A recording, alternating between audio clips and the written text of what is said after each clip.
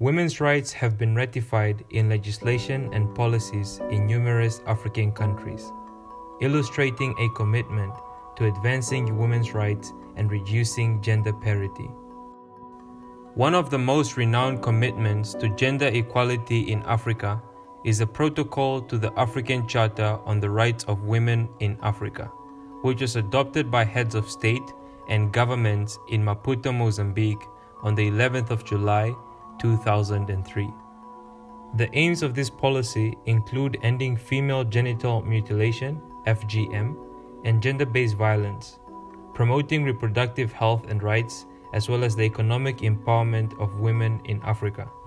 We attempt to answer the question, what is the status of women in Africa and what is being done to improve it? All people have the right to enjoy the highest attainable standard of physical and mental health. Yet there's a stigma around sexual, menstrual, and reproductive health that prevents the full realization of sexual and reproductive health rights. According to the Water Supply and Sanitation Collaborative Council, the lack of information on menstrual health leads to increased stigma, discrimination, and immobility during menstruation. Despite these challenges, there are individuals and organizations that are choosing to challenge these human rights violations and advocate for the realization of sexual and reproductive health rights for women in Africa. Access to education for young women and girls still remains one of the biggest barriers faced on the continent. Traditional concepts about gender roles often leave young women with very few opportunities outside of marriage and raising a family. In most of Africa, transgender people are often not protected by any legal framework, nor recognized as citizens by their governments. For trans women, they face both the discrimination of womanhood and being seen as not woman enough. Dzoe Ahmad is a 22-year-old transgender woman and human rights defender. She is the programs coordinator at Trans Research, Education and Training, TREAT, Zimbabwe's first transgender-led organization. My name is Dzoe Ahmad. I am from TREAT, Zimbabwe.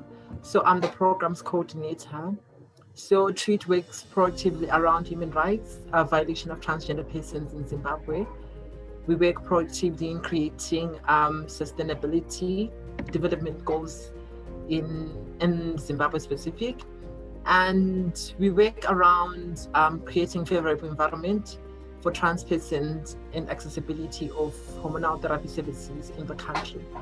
Through her work, she challenges the rights violations faced by transgender people. Maybe looking around the point of women's movement, how inclusive or how toxic the spaces could be.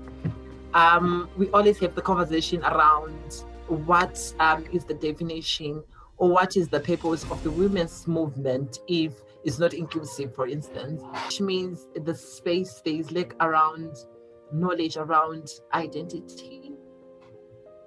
So there's need to revisit or to revise around what is gender identity, what is gender norms, what is women's movement. Because, for instance, if I identify myself as a trans woman, which means I should be included in the women's movement, then if the space is not friendly for me, then it becomes pretty hard for me then to access space. Trans women struggle to access human rights such as the right to gender-affirming healthcare. The human dignity of transgender people is also comprised by the lack of widespread access to gender-affirming identity documents. You know, for you to be a citizen, you need to be fully recognized in terms with the system. The system has to recognize that you are present as a woman or as an individual. So that's the way the system, that's where we start from. The systems of Zimbabwe, they doesn't acknowledge or doesn't embrace diversity, looking around people of gender identity. For instance, looking around trans women, there is no policies or there are no systems or structures that support trans women to then change their gender marker documents. For instance, for myself, I am a trans woman, but I don't have documents that speaks to me as a female. Only the documents that I have, they're written male, but I'm feminine or female presenting. So literally the system doesn't recognize, it only recognizes the person that's on the paper, and that person doesn't exist. In a society that fails to recognize minority parts of their population, they are often at the risk of being overlooked and invalidated. In order for us or for trans people to be recognized, one, there is need of visibility. Trans people or trans women in particular, they need to stand up. They need to create visibility to say, yes, we are here, we exist in Zimbabwe. So I think that's the start.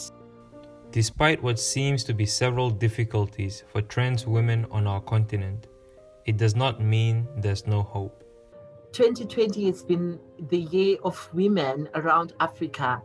It could be around women in media, in film, in television, in activism, in business. Women have been taking spaces, taking ownership, and creating visibility for themselves. It could be creating business. It could be taking leadership roles around big companies or NGOs. There is extensive work to be done in pursuit of gender equality and the widespread recognition of women's rights in Africa. We are encouraged by the efforts of all those who have chosen to challenge human rights violations and are hopeful that the gender parity will soon be eradicated.